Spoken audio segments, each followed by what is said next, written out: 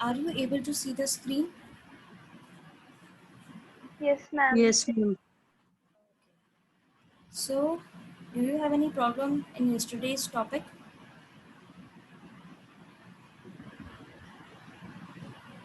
No, ma'am.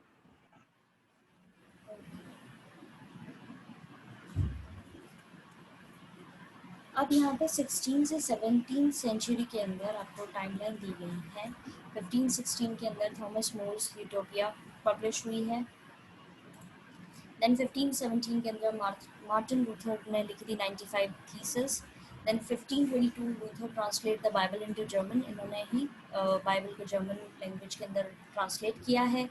1525 के अंदर peasants uprising in Germany, peasant जो है वो बढ़ रहे थे जर्मनी के अंदर, उनका लेवल जो है वो थोड़ा सा इंक्रीज हो रहा था। 1543 के अंदर Andreas Vesalius writes on anatomy, उन्होंने एनाटॉमी के ऊपर लिखा। 1559 के अंदर Anglican church established in England with king queen as its head. अब चर्च के हेड कौन माने जाने लगे थे इसके दौरान, इस टाइम पीरियड के दौरान? किंग और क्वीन माने जा रहे थे। 1569 the Gerardus Mercator prepares cylindrical map of the earth, इन्होंने सिलेंड्रिकल मैप बनाया था अर्थ का, ठीक है। The Georgian the Gregorian calendar introduced by Pope Gregory in 18, okay, नहीं सॉरी 23। उसके बाद में 1582 के अंदर इन्होंने एक कैलेंडर जो है वो दिया है। Please pardon me if I spoke this wrong or told you this wrong one. Okay, I will tell you the correct number of this. 1628 William Harvey links the heart with blood circulation. William Harvey ने जो है बताया था कि heart जो है blood circulation से कैसे रिलेटेड है।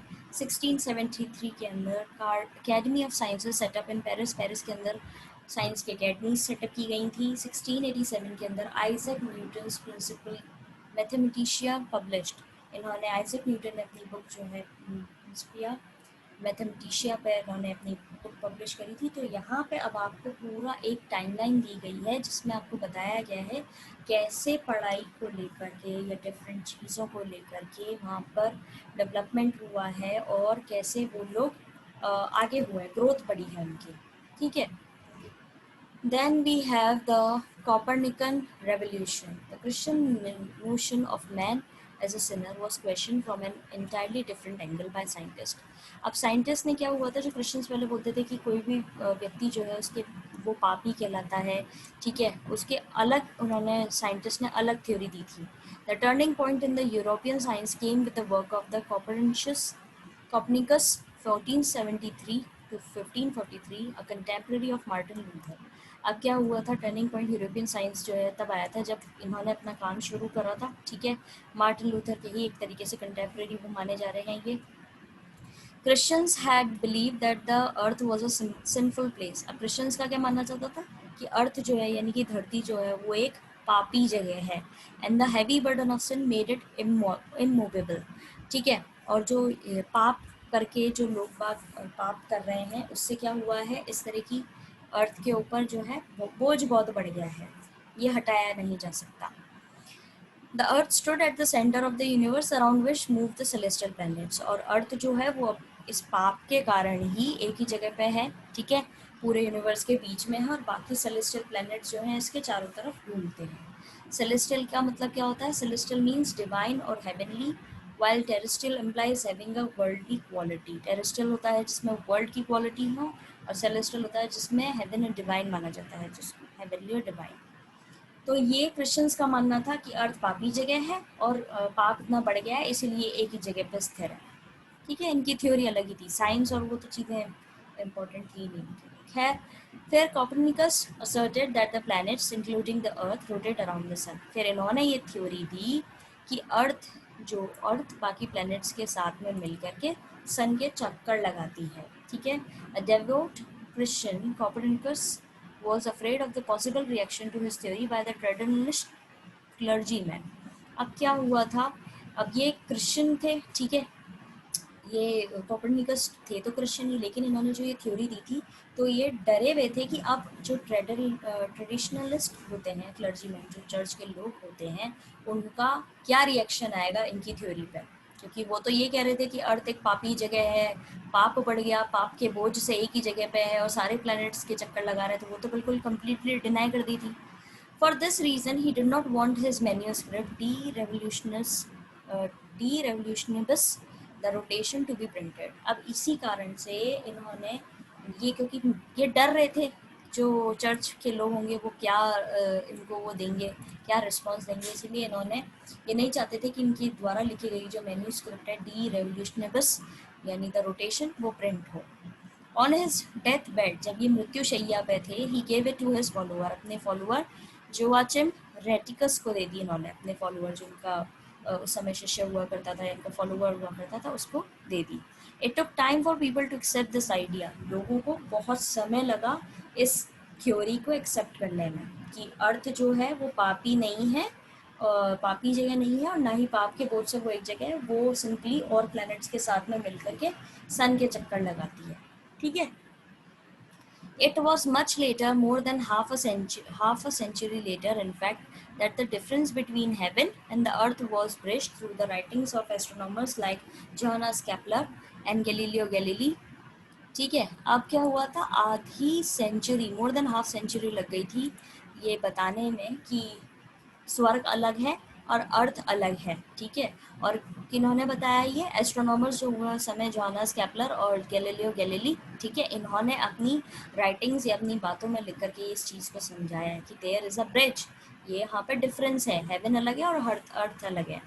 The theory of the Earth as a part of sun-centered system was made popular by Kepler's cosmographical mystery, which demonstrated that the planets move around the sun not in the circle but in ellipses. अब क्या हुआ था, theory जो है कि अर्थ जो है उसका हिस्सा है किसका, एक सिस्टम का हिस्सा है, सन सेंटर्ड सिस्टम का हिस्सा है, जहाँ पर बाकी प्लैनेट्स जो है उसके चक्कर लगाते हैं. पहले इन लोगों ने क्या माना था कि वो उसके सिंपली गोल गोल चक्कर लगाते हैं. ठीक है. लेकिन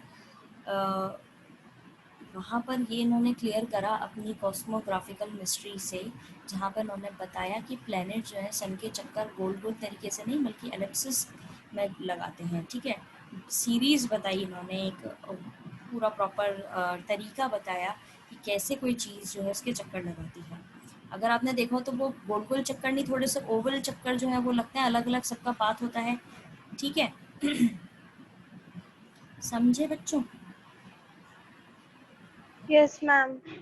तो यहाँ पे इन्होंने वही चीज़ बताई. Galileo confirm the notion of the dynamic world in his work the motion. अब गैलीलियो ने भी कब कन्फर्म किया ये चीज़, उन्होंने अपनी एक चीज़ छापी द मोशन करके. ठीक है.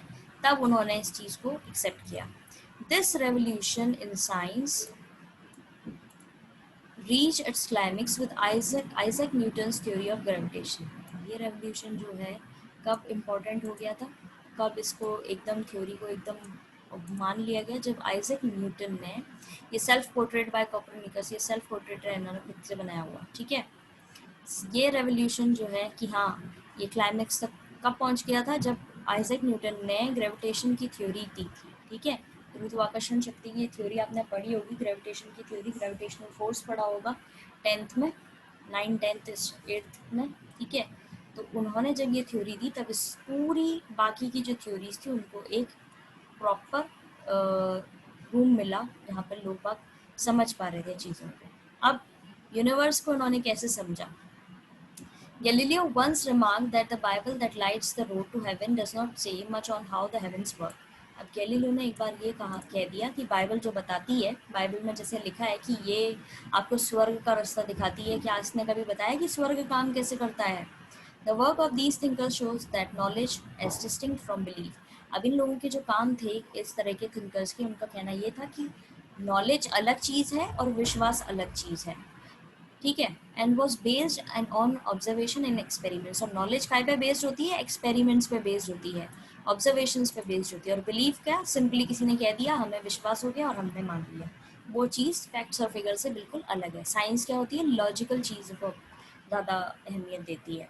Once these scientists had shown the way, experiments and investigation into what came to be called physics, chemistry, biology expanded rapidly. अब जैसे जैसे इन लोगों ने theories दे दी थी अपनी, ठीक है, experiments दे दिए थे, अपनी theories दे दी थी, तभी क्या हुआ, experiments होने लगे, investigation होने लगी, और जिनको हम क्या बोलने लगे आज हम क्या बोलते हैं, physics, chemistry और biology, ये फैलने लगी.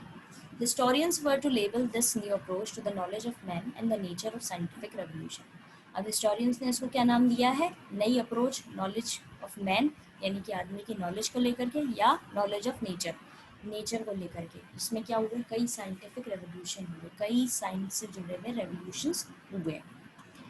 Consequently, in the minds of skeptics and non-believers, God began to be replaced by nature as the source of creation. अब वो लोग जो इन चीज़ों में विश्वास नहीं कर रहे थे, उनका क्या मानना था कि धीरे धीरे भगवान को कौन रिप्लेस कर रहा है, प्रकृति जो है वो रिप्लेस कर रही है. ठीक है. Even those who retained their faith in God started talking about a distant God who does not directly regulate the act of living in the material world. और जो लोग भगवान में विश्वास करते थे, उन्होंने ये सोचना शुरू कर दिया कि भगवान जो हमसे थोड़ी दूरी पर है, वो पूरी तरह इसको प्रॉपरली मटेरियल वर्ल्ड को नहीं चला रहे हैं, वो अलग तरीके से चला रहे हैं उसको. Such ideas were popularized through scientific societies that established a new scientific culture in the public domain. इस तरह के आइडियाज़, साइंटिफिक आइडियाज़ जो हैं वो सोसाइटीज़ में इस्टेब्लिश होने लगे और एक नया कल्चर जो है वो शुरू होने लगा. अब जैसे कि आप समझ सकते हैं कि अगर अभी एग्जाम्पल के तौर पे मैं आपको दूँ, तो आप अपने बड़े बूढ़े जो लोग होते हैं उनको अगर आप कोई चीज़ समझाना चाहेंगे, तो वो क्या करते हैं, पहली बार में कम्प्लीटली डिनाई कर देते हैं कि ऐसा होता ही नहीं है. अब कोई चीज़ जिसके बारे में आगे पीछे आपको कुछ पता नहीं है, ठीक है, कि वो कैसे काम करती है, क्या उसका ओरिजिन है, क्या वो उसका प्रोसेस है, ठीक है, कुछ भी उसके बारे में नहीं पता, तो आप उसके बारे में क्या कम्प्लीटली डिनाई कर देते हो कि हाँ ठीक है, नहीं ऐसा होता ही नहीं, हम नहीं मानते. आप उस चीज़ को समझो, उसके फैक्ट्स फिगर को पढ़ो, उसकी डीप स्टडी करो, उसके तह तक जाओ, तभी तो आप समझोगे ना कि उसके मेरिट्स क्या हैं, डीमेरिट्स क्या हैं, ओरिजिन कहाँ से हुआ और कैसे वो काम करती है, तभी तो आप उस पर अपना कोई जजमेंट पास कर पाओगे.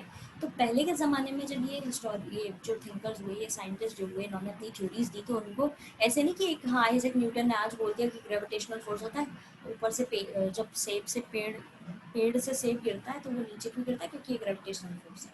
नहीं, उस चीज़ को एक्सेप्ट करने में लोगों को बहुत समय लगा, उस चीज़ को समझने में लोगों को बहुत समय लगा, और फिर कहीं जा कर के उन्होंने अपने एक्सपेरिमेंट करे, इन्वेस्टिगेशंस करी, स्टडी करी, तब जा कर के उन लोगों ने इस चीज़ को अपनाया कि हाँ ग्रेविटेशनल फोर्स भी नाम करके एक चीज़ होती है और ये सही क्या है.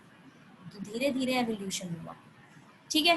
The Paris academy established in 1670. Paris academy कब शुरू हुई थी, 1670 के अंदर. और the royal society in London for the promotion of the natural knowledge formed in 1662. और रॉयल सोसाइटी जो है लंदन की, वो नेचुरल नॉलेज यानी कि नेचर से रिलेटेड नॉलेज के लिए फ्रेम की गई थी 1662 के अंदर. यहाँ पे क्या हुआ, held lectures and conducted experiments for public viewing. यहाँ पर कई सारे लेक्चर्स हुए और एक्सपेरिमेंट्स हुए, यहाँ पर लोगों को समझाया जा सके पब्लिक नॉलेज के लिए. यहाँ पर क्या कराने जाने लगे, एक्सपेरिमेंट्स कराने जाने लगे और लेक्चर्स दिए जाने लगे, जिससे लोगों को समझ में आए नेचर क्या है, अर्थ क्या है, सेलेस्टियल बॉडीज़ क्या हैं, और जो क्रिश्चियंस बोल रहे हैं उसको आप कैसे दूसरी चीज़ में डाल करके देख सकते हैं और वो कम्प्लीटली उस थ्योरी को डिनाई करेंगे. समझ में आया? Yes, ma'am. Okay. Then was there a European renaissance in the 14th century. क्या यहाँ पर 14th सेंचुरी में जो यूरोप में रेनेसा यानी नया मॉडर्न पीरियड चल रहा था, क्या यहाँ पर भी कोई चीज़ हो रही थी? Let us now reconsider the concept of Renaissance. अब इस रेनेसा को हम तरीके से पढ़ेंगे, दूसरे तरीके से पढ़ेंगे, कॉन्सेप्ट इसका थोड़ा डिफरेंट होगा. Can we see this period as marking a sharp break with the past and the rebirth of ideas from Greek Rome traditions? क्या हम इस पीरियड को, जिसमें आइडियाज़ जो हैं वापस से जन्म ले रहे थे ग्रीक और रोमन ट्रेडिशन के अंदर, क्या उससे ही इसको सिंपली मार्क कर सकते हैं? Was the earlier period 12th और 13th centuries a time of darkness?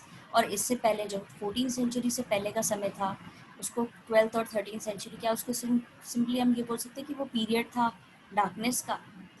Recent writers like Peter Burke of England have suggested that Burckhardt was exaggerating the sharp differences between this period and the one that preceded it by using the term Renaissance. अब यहाँ के जो recent writers हुए हैं, अभी जो writers हुए हैं, पीटर बर्क ऑफ इंग्लैंड, उन्होंने ये सजेस्ट किया है कि बर्कहार्ट जो थे वो एग्जैजरेट कर रहे थे, यानी बड़ा चढ़ा करके दिखा रहे थे इन दोनों ही पीरियड के बीच के डिफरेंसेस को, और उन्होंने इसको ज़बरदस्ती नाम दिया रेनेसां. ठीक है, which implies that the Greek and Roman civilization were reborn at this time. और इसका मतलब क्या था कि ग्रीक और रोमन सिविलाइजेशन जो है वो दोबारा से जन्म ले रही थी इस समय में. And that scholars and artists of this period substituted the pre-Christian world view for the Christian one. और आर्टिस्ट और स्कॉलर जो है उन्होंने क्या किया था, प्री क्रिश्चियन वर्ल्ड व्यू यानी क्रिश्चियंस जो चीज़ों को मानते थे उनको प्रॉपरली डिफरेंट तरीके से देखना शुरू कर दिया था. बोथ आर्ग्यूमेंट्स वर एग्जैजरेटेड, और दोनों ही आर्ग्यूमेंट जो हैं वो क्या बढ़ा चढ़ा करके बोले गए हैं. असल में डार्क एजेस थी नहीं, वहाँ पे भी कुछ एवोल्यूशंस हो रहे थे, वहाँ पे भी कुछ ग्रोथ हो रही थी, इन्वेंशंस हो रहे थे, डिफरेंट चीज़ें वो लोग सीख रहे थे, पर उन्होंने इसको क्या करा, कम्प्लीटली डिनाई कर दिया कि नहीं ये तो डार्क एजेस है. तो यहाँ पे क्या हो रहा था, लोग बहुत बड़ा चढ़ा करके बोल रहे थे. अब ये स्टेटमेंट किसने दिया है, जो रिसेंट राइटर हुए हैं पीटर बर्ग इंग्लैंड के, उन्होंने.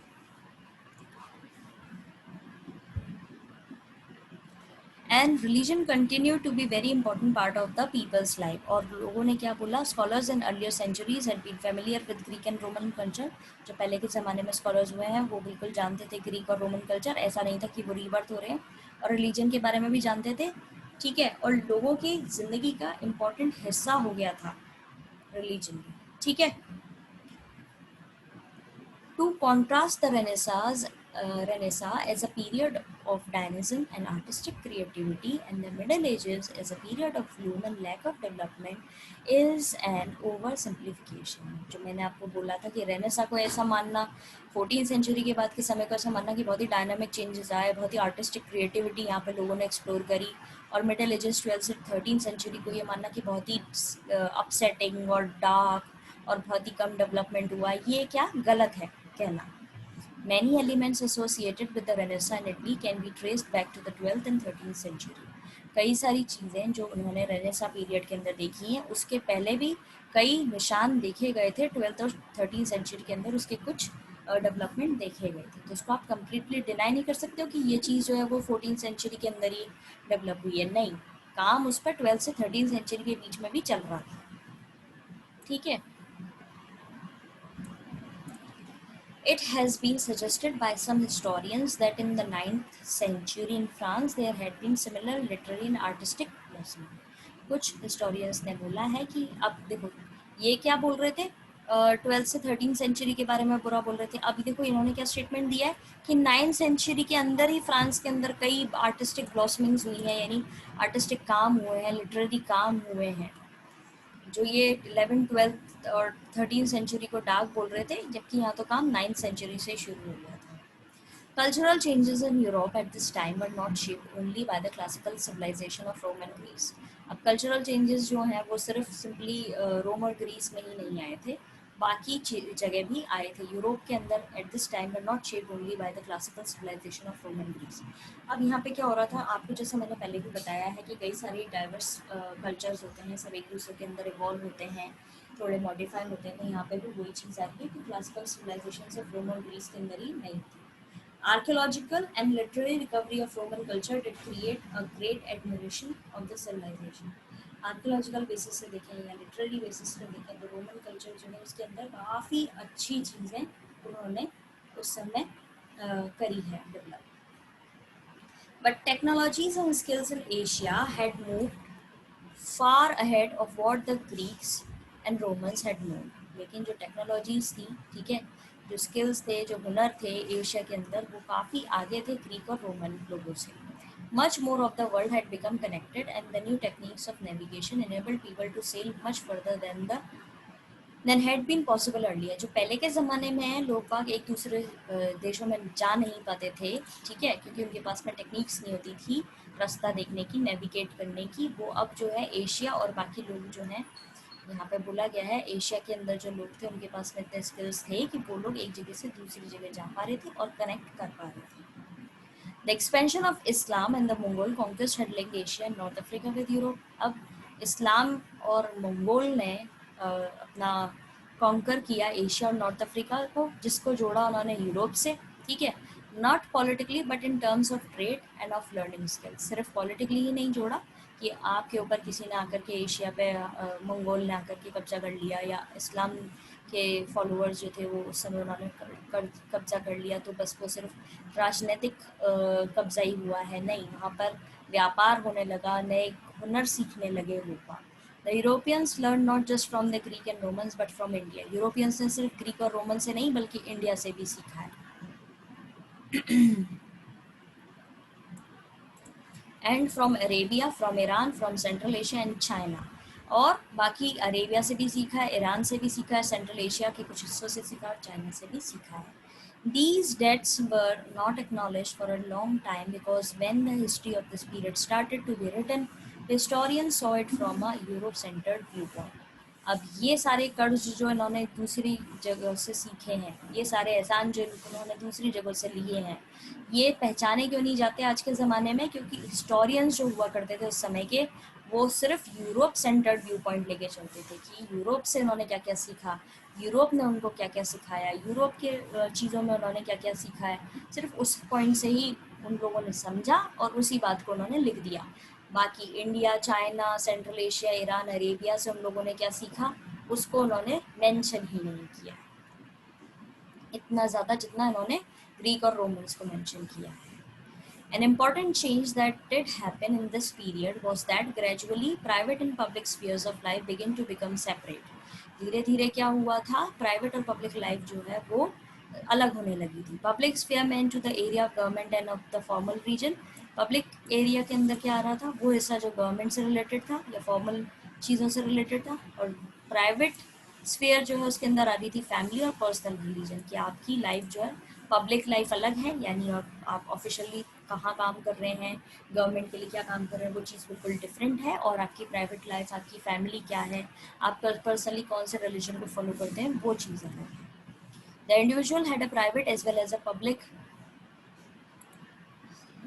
Role.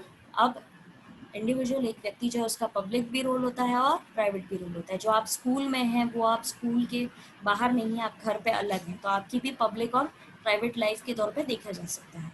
He was not simply a member of one of the three orders. Simply ये तीन ऑर्डर्स का ही मेंबर नहीं था। He was also a person in his own right. वो व्यक्ति था, खुद का भी, खुद के भी उसके कुछ हक थे। An artist was not just a member of a guild. एक आर्टिस्ट जो है वो गिल्ड का ही मेंबर नहीं था। He was known for himself. वो खुद के लिए भी जाना जाता था, अपने काम के लिए भी जाता था, अपने हुनर के लिए भी उसको लोग जानते थे। In the 18th century, this sense of the individual, which would be expressed in a political form, in the belief that all individuals had equal political rights. अब एक तरीके से देखा जाए तो इंडिविजुअल जो है वो पॉलिटिकल फॉर्म में अपने आप को एक्सप्रेस कर रहा है, अपने विश्वास को लेकर के अपने आप को एक्सप्रेस कर रहा है, और उसको सारे हक भी प्रॉपरली मिल रहे हैं। Another development was that different uh, was the was that the different regions of Europe started to have their separate sense of identity based on language.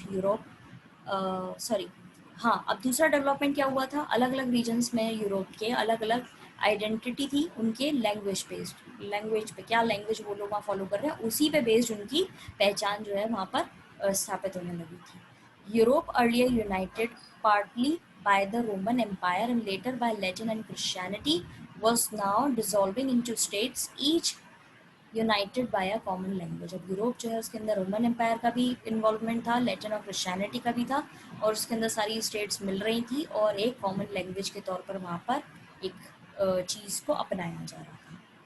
So that's all for today and your chapter is completed. We'll discuss all the problems of this chapter plus takeaway points on Monday class. Till then you can conjure up all your problems. Please collect all your problems. ठीक है, आपको जो भी problem आई है आप अपनी इस chapter को पढ़ेंगे। आपके पास सैटरडे और संडे 2 दिन का टाइम है, प्लस आपके पास फ्राइडे भी है। अपनी प्रॉब्लम्स इकट्ठी करिए, उसके बाद मंडे को हम इसके टेक अवे पॉइंट्स और आपकी जो भी प्रॉब्लम्स होंगी उनको डिस्कस करेंगे।